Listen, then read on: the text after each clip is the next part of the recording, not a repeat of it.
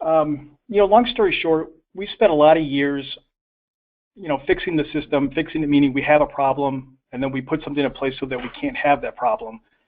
And what you end up doing is you get so many stops and hurdles that you're not really accomplishing what you want to accomplish. So what we're working on is looking at all of these rules and trying to figure out ways to make doing loans easier and still be in compliance. So it's kind of a balancing act.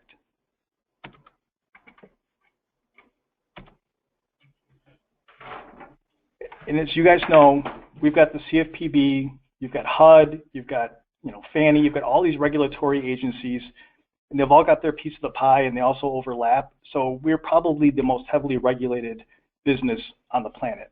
So we got lots of rules to stay in bounds of. So it's kind of like being on a road.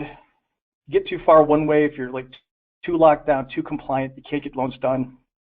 You swing the other way and you're too loosey-goosey, might not be around too long. So you got to try to stay somewhere in the middle. That's the goal here. So what we're going to cover today is the loan duplicate tool, AFI tools that are integrated into Encompass, the loan scenario tool, the revised LO input form, My AFI loan, the closing disclosure process, and then lender credits. That's what we're going to cover. Guys, we need your feedback. If you do something in Encompass and it doesn't work, you got to give us feedback. Software companies, we're not a software company, but we're developing software. Even Apple, with all the patches and releases and updates they do, software is a tough business, so we need feedback. When something's broken, we'll get it fixed. If you got a better idea, we want to hear it so that we can get it implemented. It's an iterative process. We're going to try to do this at least monthly, where we roll out a handful or however many enhancements to make life easier. And we'll just keep doing it until basically everyone's happy. Doing a project is basically you identify a problem, you identify a solution, you implement the solution, and then you measure the solution to see if it solved the problem. And it just keeps going in a circle over and over again. Contact information. Any ideas for suggestions, ideas, or whatever, send them to improve@amerifirst. If you've got bugs or glitches, send them to IT support. Some people learn far better just in person. If you need training, contact your branch manager. If they don't have the answer, they will get the answer. Okay, so we'll jump into this one. In the upper right-hand corner is the status of these enhancements. The loan duplicate tool currently exists. So with any luck, you can see my computer. You're in a loan that you want to duplicate. You click AFI Tools, you click Duplicate Loan. Pop-up comes up, and you can duplicate the complete 1003. That's with all the schedules, the VOEs, VODs, all that stuff, without income or without subject property. So complete 1003 gets copied, won't copy anything that's going to cause us problems like AUS or any other findings, won't copy anything from the E folder, just the 1003 data and all the schedules. Should be a very good win.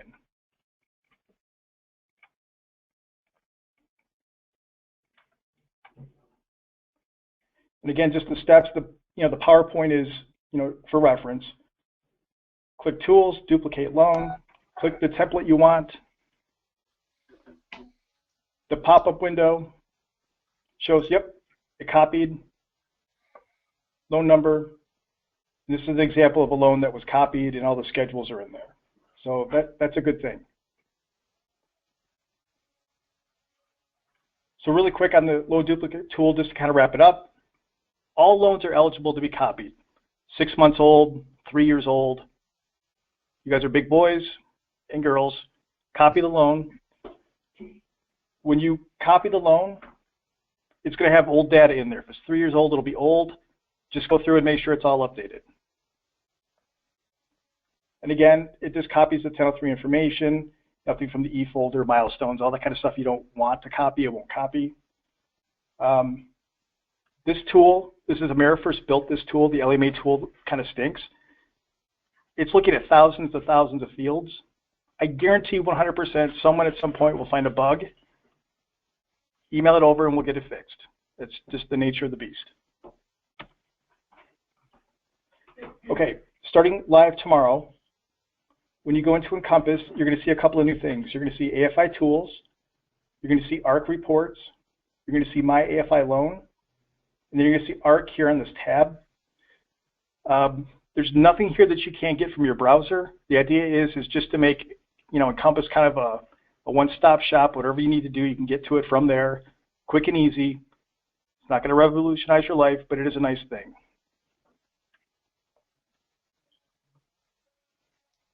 All right, the next one is the loan scenario tool. I'm just going to show screenshots of this because it's currently in beta right now. We've had 6 or 7 LOs that are testing it. Again, the Ellie Mae loan scenario tool, it doesn't work once you disclose the loan. It uses the base loan file, so once the loan is disclosed, you can't use it anymore. Anyone who's tried it knows what I'm talking about. So AmeriFirst had to build out their own. It's web-based. It's in My AFI Loan. It's also in Encompass. Pretty slick tool. So we got some people testing it. Again, anything new, there's going to be little bugs with it. And the way that it works is it pulls in the loan from Encompass. You create new scenarios. You save them. You can load them up again. It's pretty slick. We looked at a lot of different loan scenario tools and tried to take the best from all of them. So that's the My AFI Loan view. In Encompass, basically what it is, you just click on a loan scenario tool, the input form, and it loads a web page into Encompass. Kind of slick. The IT guys use their brains on that one. The loan scenario tool, like the print form, this is just a mock-up of something. This is way too busy and kind of ugly. Marketing, they're putting together a loan scenario comparison that's slick, simple. They're working on it now. The goal is to be, lights out, really, really sharp. Color will look good. And then just to kind of summarize here, uses Encompass calculations, so APR and all that kind of good stuff. Calculations are there. Can be used at any time. Loans disclosed, rate locked, whatever, doesn't matter. 2 methods to use it is the color print form. You can print it or whatever. The other thing we're doing is a WebEx style screen share where you can send the borrower a link. So on their screen, they can see the loan scenario. You could be playing around with it in real time on your screen. They'll see what you're saying. So you're on the phone showing them. It's pretty slick. There's some other people doing that. It makes sense to me. So we're testing it. Looking to have this rolled out by, let's see what date I put on here, 12/31. So it's a couple weeks away, 3 weeks away. It's going to be a good tool. You're going to like this one. Okay, the next one, the LO input form. So kind of took a sample of some people. I'm going to pull over the Encompass here. Kind of took a sample of some people, and not a lot of people are using the LO input form. It's a pretty slick form. Hang on a second. This takes basically everything that you would need to do for a loan, pulls it into one form. So if you're going to be dealing with the TRID, the CD, you can click the CD panel. It pulls up. You can do all your functionality of the CD here. There's a little bit of lag with the WebEx. If you import a loan, from Vantage or whatever, there's a management tool there. If somebody puts in like their current address as a subject address, and that wasn't intended to be an application, there's a tool for that. There's a refinance management tool. There's a lot of good things here. We also have an application form. It's called the application form. A lot of people like the flow of it. It's like, 10 feet long. It just keeps going down, down, down. And by the time you fill it out, you're done. We put that in here. You can get to it from here. It's got all the note sections over here. Whichever way you want to go. The goal is to make the LO input form your one-stop place where you can get to everything, nice and easy.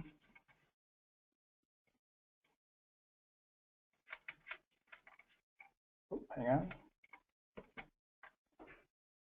The other thing we're adding in here on the screen, you can see here, there's a loan status summary. So it's just gonna reiterate some of the things that you care about. When's your rate lock expiring? What's your target date for the CD? Is the loan, does it have a compliance problem? Is the NOIA due? Not all kinds of noise and stuff you don't care about, just the stuff that will affect your loan. And we kind of move the buttons around a little bit. In the middle section here, these are links to forms. These are functions here on the right side, rate lock, TRID management, all that kind of stuff. Guys, please use this thing and give us feedback of what doesn't work, what you don't like. This is a tool for you guys. And for some reason, I felt it necessary to have another screen of the same thing, but it's just bigger so you can see it. Starting tomorrow, you'll be able to use it. It'll just be LO input form. My AFI loan, if you have not used this thing, you really probably should. It's whether you're in Arizona or not, it's a pretty slick tool. You can do, hold on one second. So if you can see my screen here, you log in, you've got your loans, you can create a new loan from scratch, you can import it from Encompass, type it in, pulls up all the loans. And then when you view a loan, you can do the pre-qual, offer letter for some states. Needs list is something that we're going to be rolling out. The LSU, web-based, there's a mobile app. It's pretty slick. We've got a lot of great feedback on this thing and got some pretty happy people with it. Are there full-blown trainings through marketing? Yep. Everyone has an account. So if you go to myafilloan.com, it's your Windows login, it's your Windows password. You already have an account. You can pull in any of your loans from Encompass. You don't have to retype anything. It's pretty beautiful. If you want a training, contact marketing. Those guys they have a PhD in My AFI Loan. They'll be able to get you up to speed really quick. And again, there's a ton of functionality in this thing. And there's in the App Store for Apple, there's a mobile app. The Android is about 2 or 3 weeks behind, but we'll have one for that too. Okay, so now we'll get to some fun stuff. Closing disclosures. So where we're at right now is there are no automatic emails for CD requests. We had those at 8 and 11, probably drove a few people crazy. We turned those off. On the doc order and CD management input form, you can request that the CD is requested at underwriting CTC. So if you're an LO and you're like, I just want this request to go out automatically once I'm underwriting CTC, click that on the doc order or the CD management. It'll automatically generate a request to the LO, LOA, and processor. If you don't want that to happen, don't click it. You don't have to do anything with it. It's just an option. CDs can be managed from the LO input form. You can also see the status of your CDs in ARC. We'll show you a screenshot of that. Also added an email to buyer and seller's agent. Doesn't have the CD attached to it. It just lets them know that when the CD goes out, they're just aware of it. There's no personal information shared, and it is optional. You don't have to do it. So on the CD request and management, from the LO input form, up at the top, there's CD delivery. Click that. It'll bring up this panel. Hang on a second.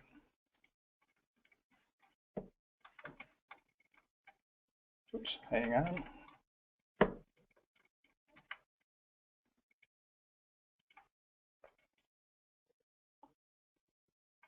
Basically, it's got, oops, there's a little lag with the WebEx. Hold on. I'm continually screwing this up. Hold on. All right, I think I got it.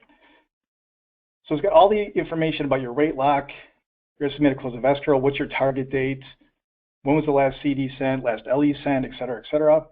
Has the status of the CD. here. Is it pending LO approval, regional manager approval? Is it being prepared? Is it sent and not acknowledged? All of that is shown here. If you want the CD to be requested automatically underwriting CTC, you just click this box, and then that will go out automatically. Email to agents. Again, by default, nothing goes out. If you want it to go out, you click those, and they'll go to the buyer's agent, seller's agent. And then manual CD request. This is basically telling you where's the loan at right now, what's the underwriting status. This is a test loan, that's why it looks kind of goofy. Says it needs LO and our regional manager approval, and it's pending because it's already been requested.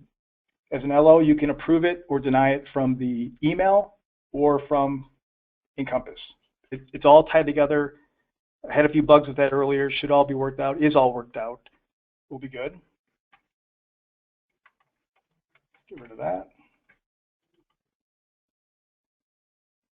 So you can find the CD status, request it, approve it, reject it, select the time or the send it underwriting CTC, and if the agents are notified or not.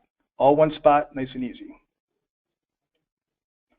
Since we got rid of the CD timing emails, we created a CD alert. So based on 8 or 11 days with rescission, an alert's going to pop up here and say, hey, your CD's due, you better request it or do something different. This will pop up and it will stay there until the CD is in the docs department being prepared. So if it's pending LO approval and you haven't approved it, it'll be there. If you need a regional manager to approve it and that person hasn't approved it yet, the alert will be there. Once it has all the approvals and it's in the docs department, the alert goes away.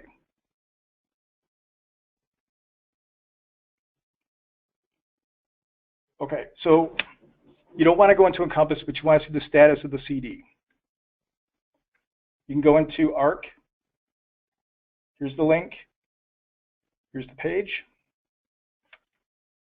Hold on one second. So just in live time, we're in ARC right now. Disclosure queues, CD disclosure queues. And this brings up all the LEs and CDs in the company. And then what bucket are they in? This is CD approval pending, CD prep and process. If you put in your loan number, it will filter for that loan number so you can see where your loan is at. 100% transparent, and it just goes sequentially. So CD is waiting for approval. CD prep and process means the CD's been approved, it is being prepared. CD audit and delivery, that means the CD has been sent to the LO for review. It's been sent to the auditor. They're reviewing it concurrently. Once it's sent to the borrower, it stays in here, CD sent, not acknowledged, because we need constructive receipt of the CD.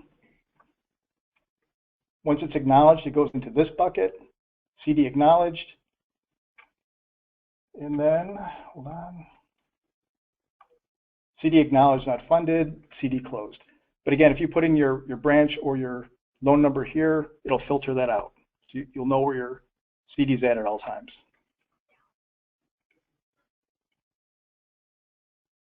Okay. This is the last item we have, and it's probably the most painful one. It's a great start to something. So lender credits on unlocked LEs. It is a true statement that if you issue a lender credit on an unlocked LE, that lender credit cannot change unless there's a change of circumstance.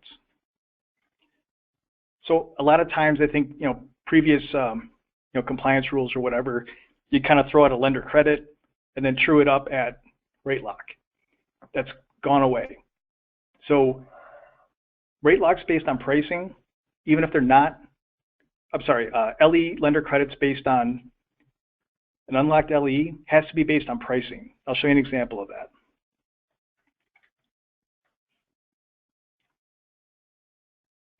And just to reiterate, the rate lock LE is not a lender credit fresh start. Has to be a relationship between the lender credit on the unlocked LE to the lender credit on the rate locked LE. Basically, if your lender credit is decreasing, pricing had to have worsened. So really quick example. I mean, let's pretend the Bobbins loan is an unlocked LE.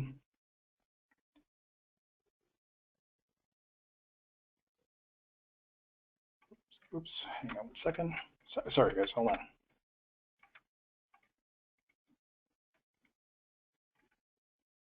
Hold on a second.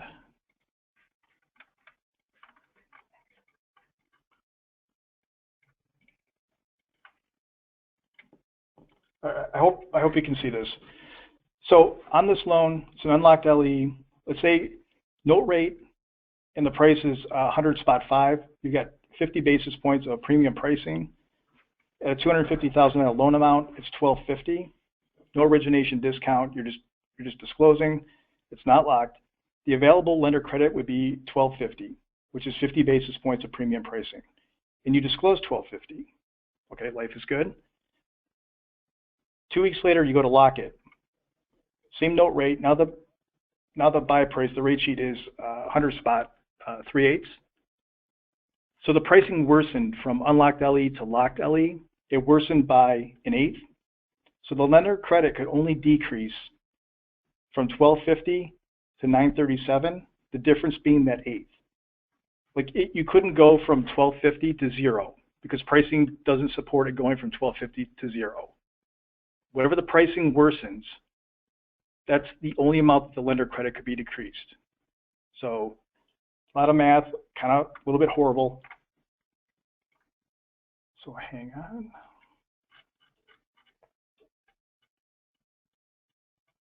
Hold on a second. Okay. If anyone loves flowcharts, here's like a little flowchart. But at the end of the day, if you don't disclose a lender credit on an unlocked LE, this doesn't apply.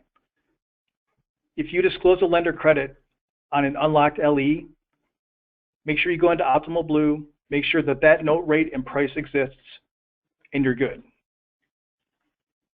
If you just throw a $6,000 lender credit and you didn't look at pricing, secondary is looking at every one of these now on unlocked LEs with a lender credit, and they're going to go in and price it. If the pricing doesn't support it, you're going to get a call from secondary. So be very, very careful when giving lender credits on an unlocked LE.